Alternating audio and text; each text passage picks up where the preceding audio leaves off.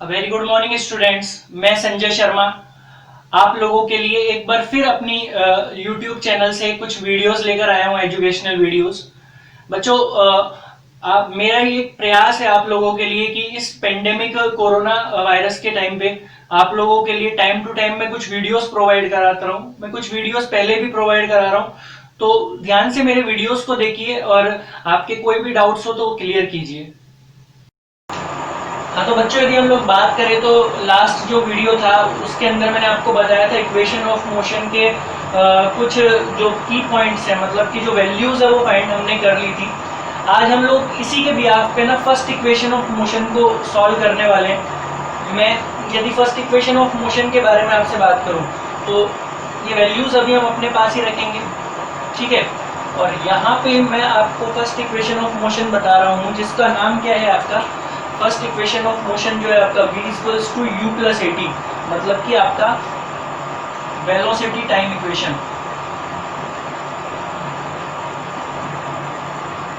Velocity time equation है ये। Velocity time equation हम सॉल्व करेंगे। देखो, मैं आपको साथ में ग्राफ भी इसका लेके चलता हूँ। मैं आपको थोड़ा सा छोटा इस ग्राफ को बना रहा हूँ, वही ग्राफ जो हमने लास्ट सेक्शन में किया था। ये आपका वैल्यू ओ था, ये आपका वैल्यू ए था, ये आपका यू था, ठीक है ना। यहाँ से हमने इस तरीके से ड्रॉ किया था, एक लाइन हमने यहाँ से ऐसे ड्रॉ की थी। मैंने बोला था कि ये पॉइंट आपका सी है, ये पॉइंट आपका डी है ना, और ये पॉइंट आपका बी था। यहाँ पे आपका ये लाइन जा रहा था जो कि आपका यूनिफॉर्म एक्सेलरेशन को शो कर रहा था। यहाँ तक की जो वैल्यू थी वो आपकी थी v माइनस यू। ये जो कंप्लीट वैल्यू थी ये थी हमारी v, और ये जो वैल्यू थी ये थी हमारी t, और इतना जो वैल्यू था ये हमारा था कितना, यहाँ का जो वैल्यू था वो हमारा u था, ठीक है। अब यदि मैं इसके बिहाफ पे सॉल्व करूँ, ये ग्राफ के बिहाफ पे, तो देखो वेलोसिटी टाइम इक्वेशन को सॉल्व करने के लिए हम ग्राफ के अकॉर्डिंग सबसे पहले एक्सेलरेशन को फाइंड आउट करते हैं। बच्चों, यदि हम एक्सेलरेशन का फॉर्मूला देखें तो हमें पता है कि जो आपका एक्सेलरेशन होता है, ए जो होता है आपका एक्सेलरेशन क्या होता है? एक्सेलरेशन आपका होता है चेंज इन वेलोसिटी अपॉन में चेंज इन टाइम।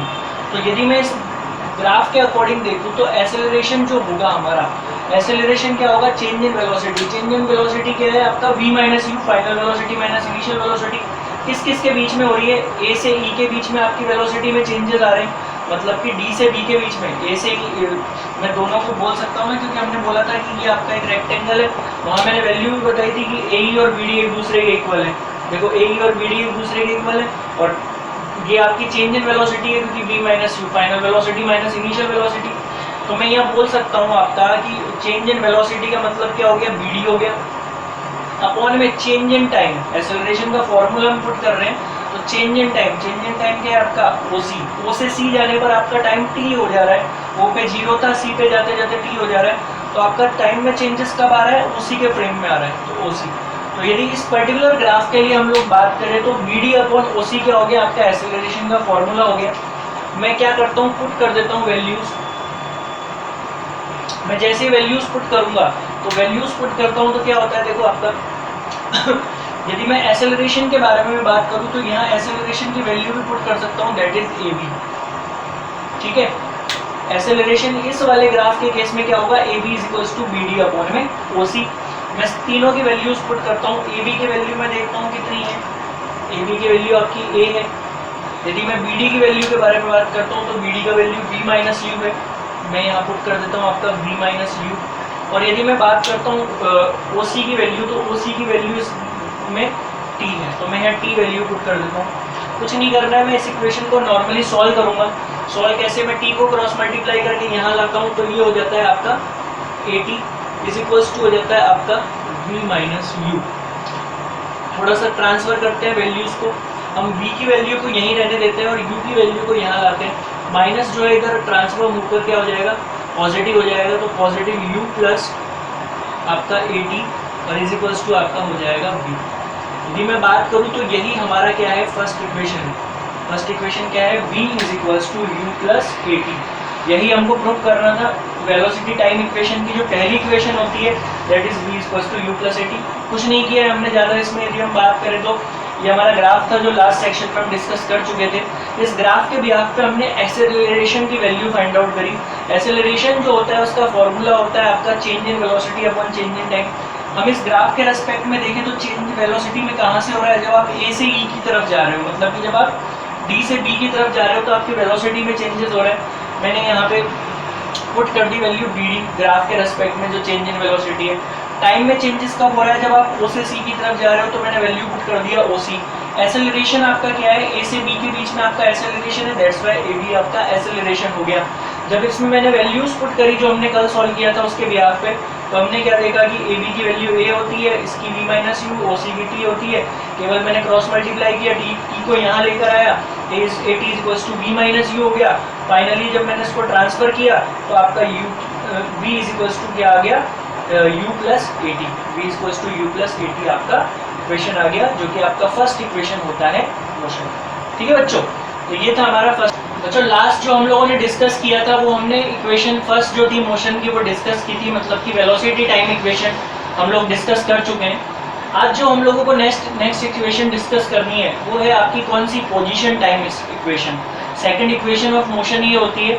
ठीक है, इस इक्वेशन को हमको प्रूफ करना है। बेसिकली इसको समझने के लिए हमें इसी ग्राफ का यूज़ करना है और कुछ वैल्यूज़ जो मैंने आपको बता रखी हैं उनका यूज़ होगा।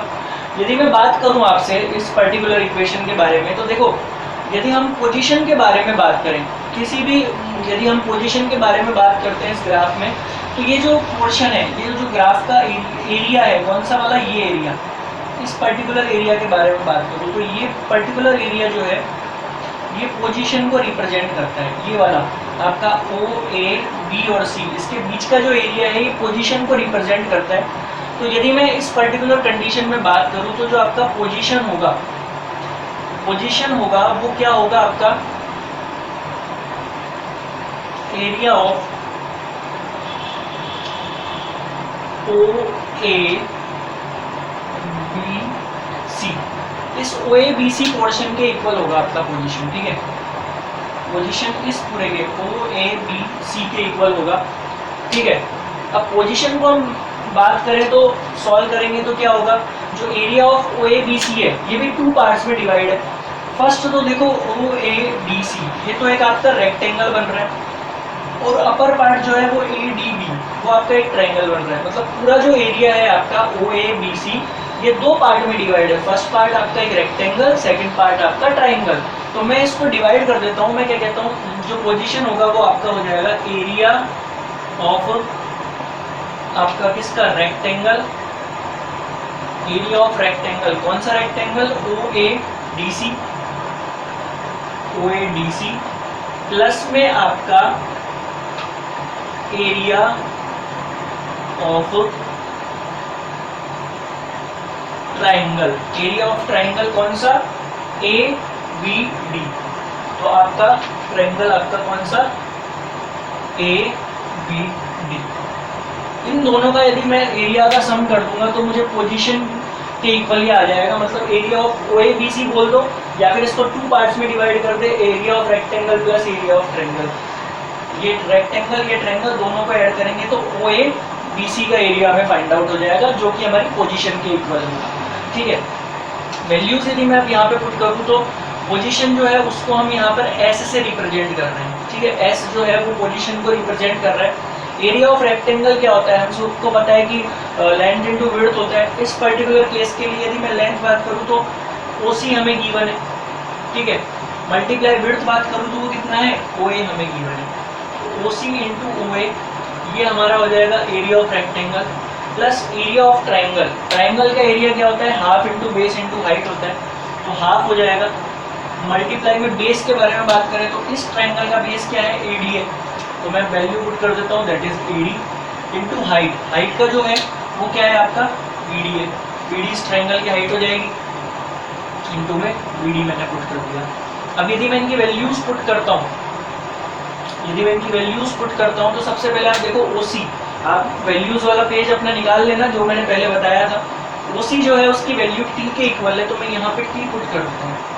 ठीक है, टी मल्टीप्लाई ओ ए की जो वैल्यू है वो यू के इक्वल है, तो ये हो गया आपका यू। प्लस में मैं बात करूँ तो half multiply A D, A D की वैल्यू जो है वो टी है, multiply B D, B D की जो वैल्यू है वो है आपका v माइनस यू। ठीक है, इस तरीके से ये वैल्यूज आपकी हो गई।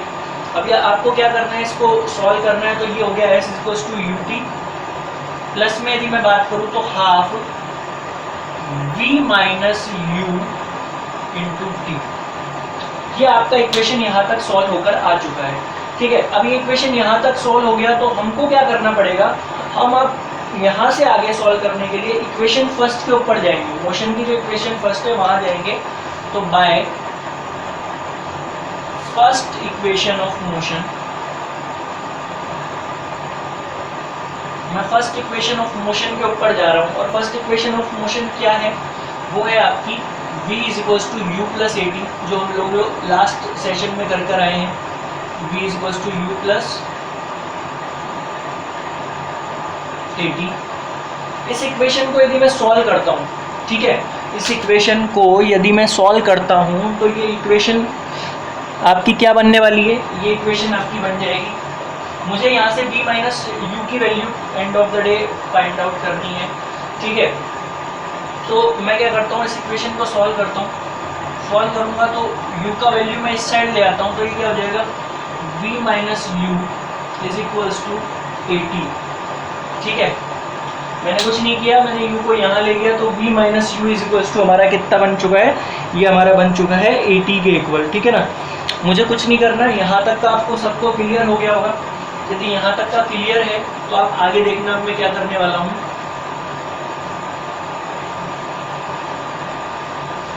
मैं ये जो वैल्यूज आई है आपकी v minus u is equals to a t, ये वैल्यू इस इक्वेशन में पुट कर देता हूँ। मैं इस इक्वेशन को नेम भी दे देता हूँ, इक्वेशन नंबर 1। तो put value of v minus you in equation first में पुट करता हूँ। जैसे ही पुट करूँगा तो क्या बनेगा, s इक्वल टू आपका हो जाएगा u t as it is plus half, है ना। हाफ क्या होगा, वो आपका v माइनस यू कितने के इक्वल है, 80 के। तो v माइनस यू जो है वो क्या हो जाएगा, 80 से शिफ्ट हो जाएगा। और ये जो t है ये एज इट इज आपका आ जाएगा। कुछ नहीं किया मैंने, v माइनस यू जो था उसके प्लेस पे 80 लिख दिया है और t को एज इट इज मैंने रखा है। अब इस इक्वेशन को सॉल्व करूँगा तो s equal to u t plus में half a as it is, t से मल्टीप्लाई होगा t स्क्वायर। तो s equals to u t plus half a t square, that is equation number 2 जो हमको proof करना था। हमारा इक्वेशन प्रूफ हो गया। तो ये था हमारा सेकंड इक्वेशन, ज़्यादा कुछ टफ नहीं था। हमको सिर्फ ये पता होना चाहिए कि जो पोजीशन होती है वो इस कंप्लीट एरिया के इक्वल होता है। हमने इस एरिया को सॉल्व किया।